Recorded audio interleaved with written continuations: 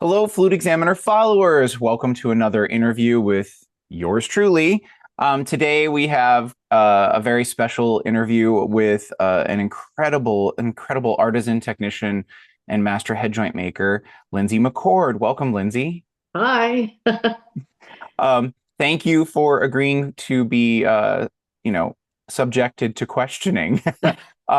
So Lindsay and I, we kind of crossed paths several years ago when I was talking to a mutual friend of ours about uh, the idea of getting my flute keys engraved because it's my forever flute, and I'm at a point where I'm like, I just want something pretty. And he immediately suggested that I look into Lindsay's work, and from that point on, like Lindsay and I've crossed paths. Booth was right next to our booth at NFA. Like the longer you're in this field, the smaller the world, and it seems the smaller the booths get. Um, so so Lindsay and I, like, we're not besties, but we've known each other now for a few years in passing, and it's been lovely getting to know you. So I figured we'd touch on a lot of the things that you are very specialized at doing. So you are an expert, top-notch repair technician, which I've heard from many people. You also do beautiful engraving work because you will be getting my flute at some point. Um, and also a master head joint maker, which I want to dig into shortly about what that entails. I can speak personally to Lindsay's engraving, and so can her website because the work is gorgeous. And both my mother and sister both own pendants that you've done now on flute keys, which they That's right. absolutely love, and everybody's complimented on. So tell us a little bit about you and your background. How did you get into repair, engraving, head joint making? Because I know it all kind of flows. Yes.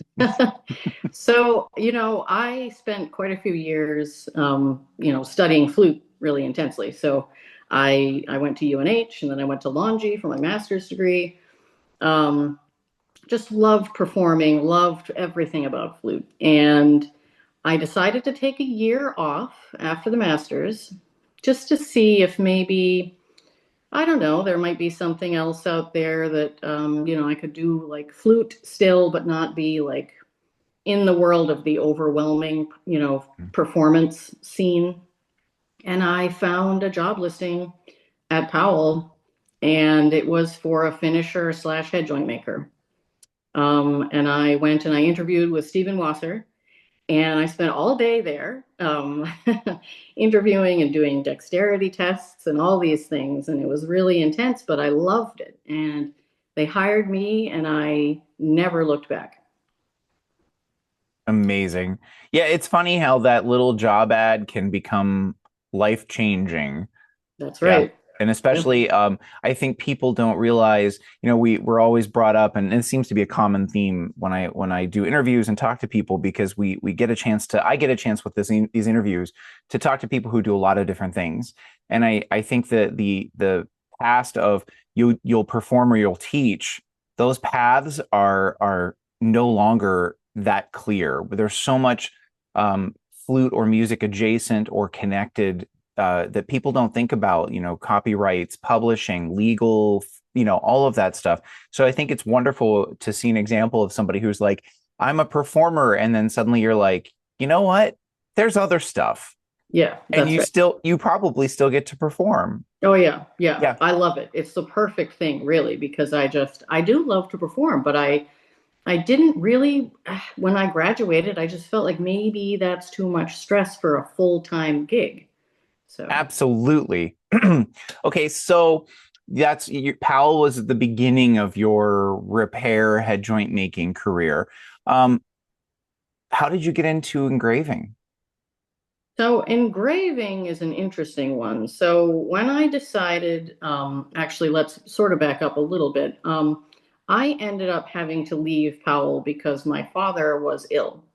So I was sort of an abrupt thing. I had to kind of walk away from all of this. And then kind of some time went by, and actually he's fine now. He recovered, and um, I I decided I would start my own head joint company. I thought, this is what I know, this is what I want to be doing, and I wanted to engrave my own logo. So I thought, okay, how can I do this? And I got connected with Sam Alfano. He is a master engraver out in Louisiana. I went and studied with him, and I learned how to engrave my logo. And I just could not. It was so amazing. I loved it, and I mean, the creative part of that. Anything you can imagine, you can engrave. You can any drawing, any picture, whatever it is. It just you can put it in metal by hand. And I thought that was fabulous. So that was kind of where it started. I did not intend to kind of make it into something, full time like it is now. I just thought, just engrave your own logo.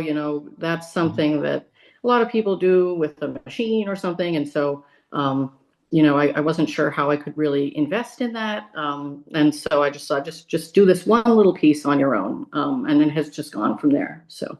Wonderful. That's such a nice story and history behind your engraving skills, which are incredible. Can you talk a little bit about the difference between engraving, etching, and like laser engraving? Like the different. How do you know the difference? What would we see if we compared three logos or three lip plates done in the different ways? So I don't know a whole lot about the ways that laser is done, or but I what I can see and what you can see. Um, Typically, a laser engraving looks one-dimensional. It's usually just goes straight down into the metal. It's a certain depth. It's the same depth all the time. It's very simple. The lines are sometimes they have a little bit of a rippling to them almost, I would say. But with a hand engraved piece, what you always, I find, you can see there are dimensions to it. It has you can do bright cutting, you can do stippling, you can do all these sorts of different textures with it, and things like you know um, you can do things where I think. Laser in particular just really, I think, takes you to a place where it's just it looks almost unfinished maybe. It's kind of hard to describe it, but and then things with like stamping, that's another one that's really common. Again, that's just someone with a machine just like hits a hammer and there you've got a shape, in the metal, and it just doesn't have the same finesse that that hand engraving really, I think, brings out. So And I noticed with hand engraving, there's a lot of angular facets that reflect the light, and it seems to glow yeah. and just shimmer and shine. And it seems just much more, like you said, dimensional, three-dimensional. Yes. It has more life to it. So that when our followers, if they happen to notice, like, wow, that's really got a lot of shine and glitter to it, that's most likely you're like a hand engraved type of situation because of the angles. So I That's right. think that's important. So talk to me a little bit about like the process. Let's talk like a lip plate. Excuse me. Um, what kind of labor, what kind of setup process, how long does that take? I mean, can somebody show up at your shop and expect to have a lip plate engraved in 5 minutes? No. So, yeah, I usually quote 3 to 5 business days for a lip plate, mostly just because there is quite a bit of setup involved. First of all, you have to be able to hold the head joint in the vise. So it has to be a very firmly held where it's being engraved. And so I have to go through that process. Each head joint, although a head joint seems like every head joint should be the same shape, they're not all. So, I work through that process. And then the next part of that really is going to be transferring on the design. So this is very complicated by times because it's hand drawn in place, or sometimes it's printed and then sort of I use a paste that then I lay the design over and lightly kind of press it in place. It's kind of a little bit of a trial and error there. It doesn't always work depending on what the design is. If it's very ornate, the details can be lost a little bit there. So I do spend quite a bit of time actually drawing and getting all of that in place. And then at that point, the fun begins when you can start engraving. And You have to work very slowly with that. You're working on a curved surface. And so there are challenges there. You don't want to kind of shoot the graver away and scratch something, and you have to be very careful and work slowly. And so that's why I usually quote, that many days for a lip plate. And any other engraving, really, keys, any of that stuff, that's all a much more involved process. So So, speaking of which, since I've told you many times that at some point I plan to send you my flute or my keys, to have you do the engraving on all of my keys because I like to be a little fancy. sure. Um, but so talk me through the process. If I were to reach out and said, hey Lindsay, I really want to get my keys engraved. Tell me a little bit about, you know, because we're both technicians, we both understand. But talk me through as if I'm not a technician. I'm just somebody who plays the flute and wants to have pretty keys. So, where we would start with this is um, it'll be at least 4 weeks to do this engraving. Usually I would just say, you're going to have every key engraved, let's say. You can have just some if you want, that's fine. But so it'll take a month at least. I always recommend having an overhaul done at the same time because all of the pads have to come out. All of the adjustments are going to be moved around. Some things are just going to kind of adjust and change. So that's what I recommend. So during the process, everything will be removed. The keys will all be taken apart, unpinned. Every section will be separated out. Every key is then going to have to be held in the vise. So there would be I have various kinds of holding, pieces for each kind of key, trying to make sure that nothing gets bent or changed or dented or anything like that at all. So typically what I actually like to use is like a holding paste. It's you heat it up and then you press the key in place and then it holds it there. When it cools off, it hardens. And that keeps the vibration down when you're engraving and things like this. So really holds it well in place. And depending on what the design you've chosen is, each key will be, we go through the same process as with the lip plate. You have the transfer process slash drawing the design in place, and then we get to engraving. And another thing that's interesting about engraving is there are many gravers you can use. So, depending on your particular design choice, we could be bright cutting, we could be using a 120 degree cutter, we could be using a 90 degree, we could be using straight gravers that are just going to do lettering kind of, lines and simple curves. So I'll go through all of those kinds of um, choices and see what will work best for your particular design you've chosen. And then um, typically I try to do a couple of keys a day if I can. It depends again on if you have a really ornate design, it will take more time, of course, and things like that. But yes, that's the general process. And then, of course, after the engraving is completed, we begin the rebuild process on your flute. So pads go back in, adjustments go back in, all this, everything is recalibrated and put back together and is playing as it did before.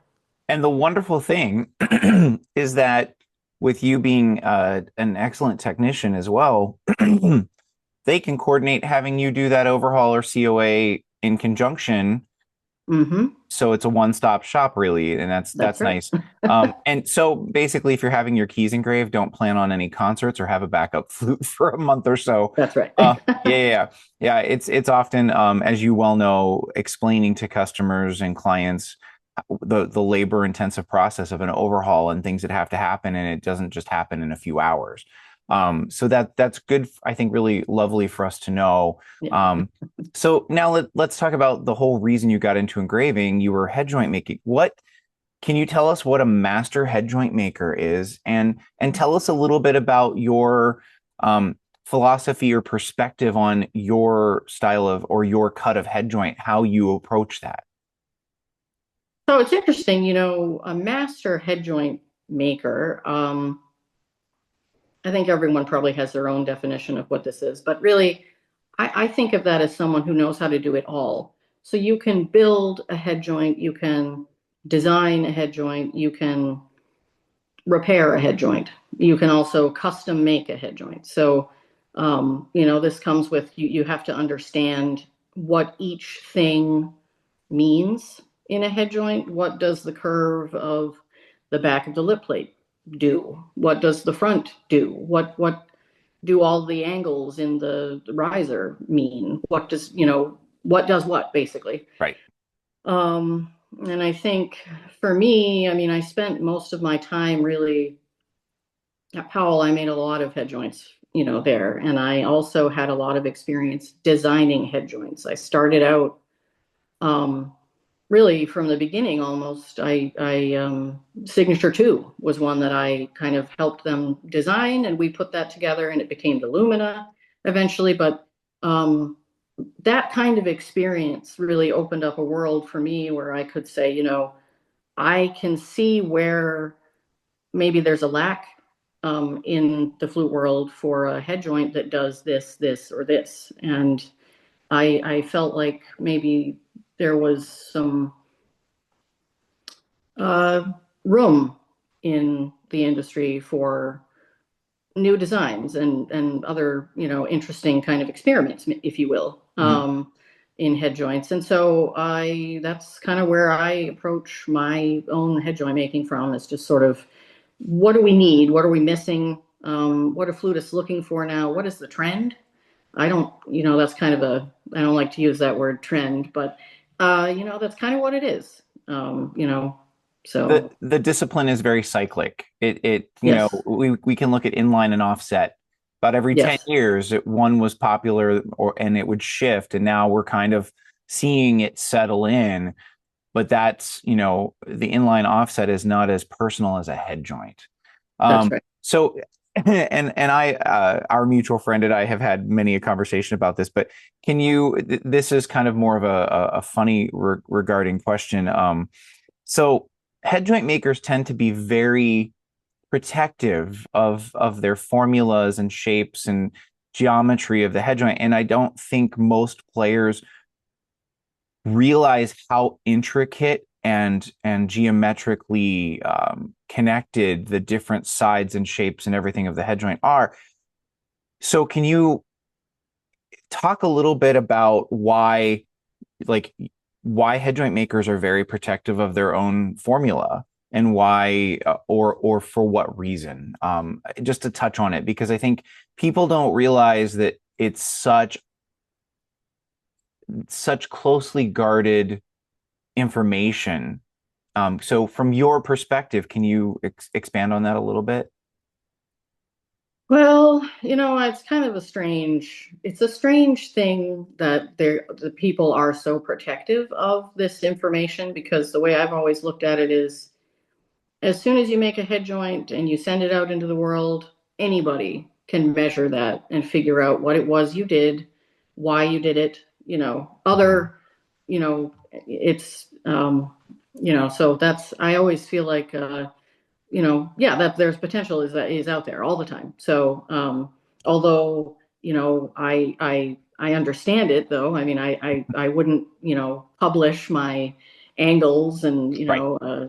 riser heights and things like that, because it is, that's my recipe Yeah. essentially for a head joint. But yeah, I also recognize that anyone at any time can measure whatever I've made. So, Yeah. So, and I think that's important for people to realize, because it's, head joints are so personal, and different makers are known for their sounds and known for very specific feel and how they play and respond and articulate. And a lot of that is the recipe that goes into the head joint. And you're right, especially now with laser measurements, somebody could easily duplicate whatever. But I think it's interesting that old school they were always very secretive, like grandma's cookie recipe. You just don't share it outside of the family. And mhm. I think that seems to be a trend that's changing, because as I understand and hear, different head joint makers are talking with each other and discussing new techniques and things. And so we're starting to see I think it's a little bit of a head joint revolution where people are actually, you no longer have to really just play whatever came with the flute. You have the option of finding something that's very personal. It works really well for you. So it's a wonderful thing. So as far as with it being a technician and a head joint maker, what about the repair and care and maintenance of the flute? What do you find as common themes that you share with your clients that help them keep their flute in top shape? What is your recommendation for regular maintenance? Things that can prolong and keep things in adjustment longer, or you know, keep a lip plate from popping off? What are the things that you tell your clients or which would like for them or anybody to know about that side of things? So it's interesting you ask this. So I would say on a weekly basis, probably, I have a customer coming to me saying, I could just, whatever, this isn't working. And I sometimes I ask them, can you show me? And they're grabbing the mechanism. And that, of course, is what has happened. So, normal, wear and tear on an instrument should just, not be those kinds of issues where everything is suddenly out of adjustment. And so that's something that I see it a lot. So I always say, when you're taking it apart and you're putting it together, make sure you're holding, the barrel, the end of the foot joint maybe, and then put things together. This is the same um, sort of advice with when you put the head joint on. Don't be, rocking it, into place and rounding off the end of the tenon. Um, you know, so care in putting together, taking apart is important. The other thing that I see a lot that I always try to mention to people is to be careful when I know we don't like tarnish, we don't want fingerprints, but um, when we wipe up and down the instrument repeatedly, you do catch pads and felts and things, and you can damage them. So, I mean, this, we know this as technicians, of course, but it is always I'm on a quest to just make sure that people know, these are the things to avoid. So, yeah. Yeah, so with that, and it also is kind of coming back to the engraving stuff again too. So what if a little lady locally comes by and says that she wants to get her flute engraved, and it's been good for her and never had any maintenance work done in 40 years, and it happens to be a plated instrument. What are some things you would say to her? Boy, that is, I know that's a loaded question. and it's also the nightmare scenario. I actually have had that happen several times recently, unfortunately. So the first thing is that plated materials, I generally recommend not engraving those. The plating can wear down over time. What happens is the engraving process cuts through the top layer. And although it may be fine initially, it can flake later. So I usually recommend don't do it. And then, yeah, the other kind of separate issue is the 40 years since the flute was repaired.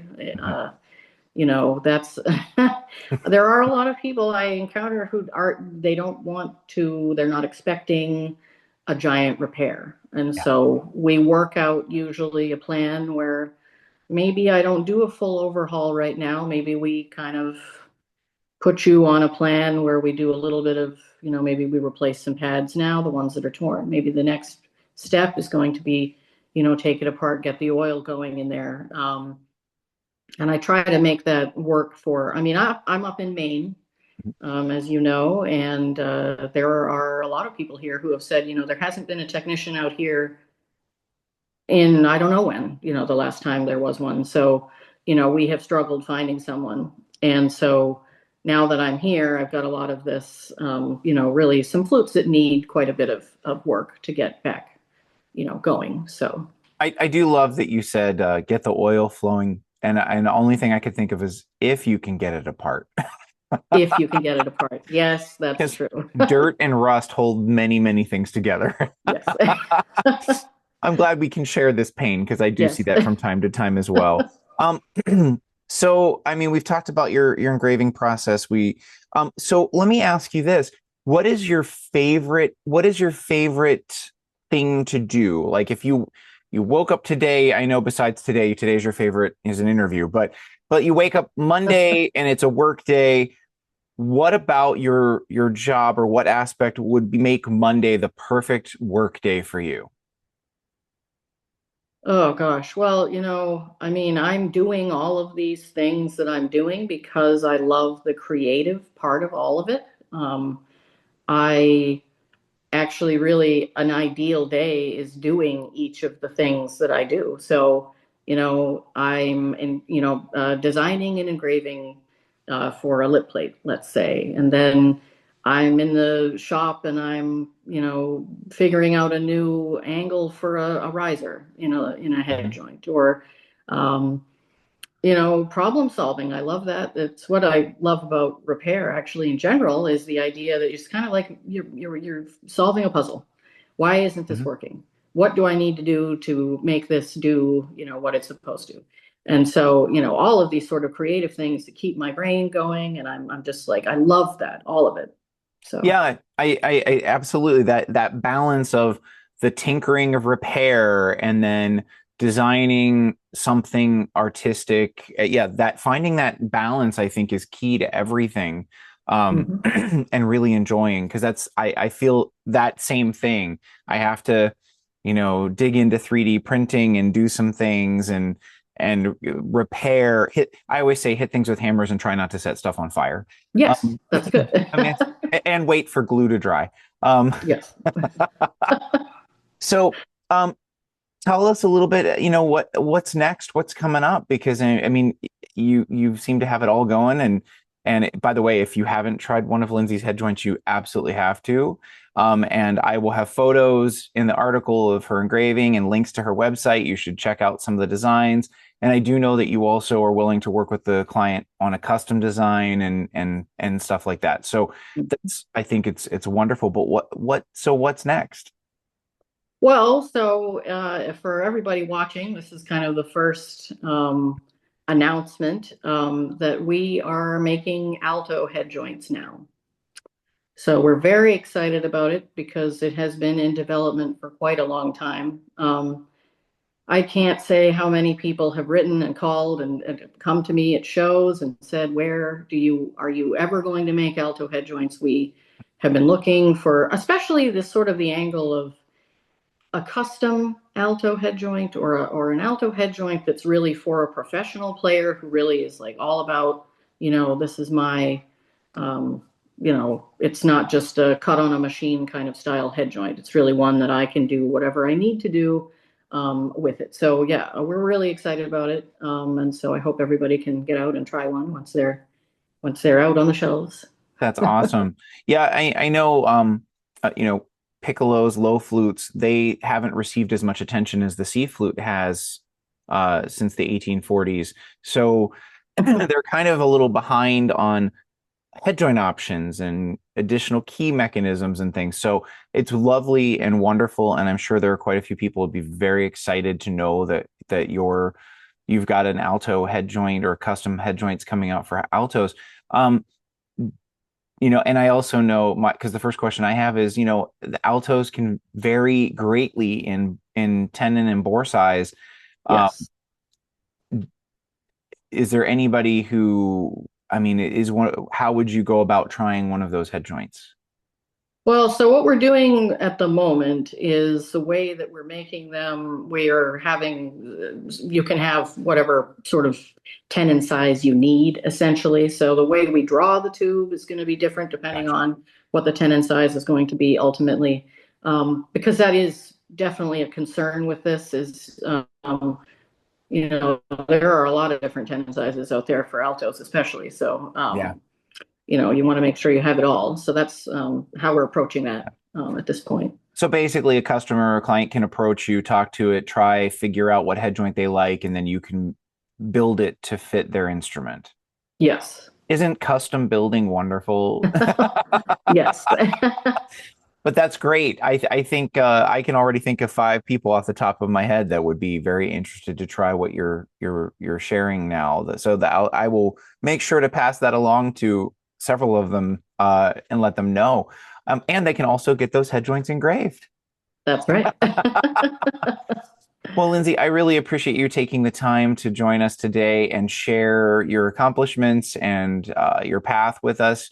I'll have Lindsey's bio and some photos and everything up on the website for this month's edition. And if you're in at NFA or any of the regional things that Lindsey is going to in McChord head joints, please try them uh, and stop and tell her, and please let her know like this is where you found out about her, because that feedback is good for us too. Lindsey, I think we've got a lot of wonderful things coming from you in the future still, and it's been a pleasure for me to get to know you and to now share you with our followers. So thank you very much. Well, thank you. All right, have a good one. You too.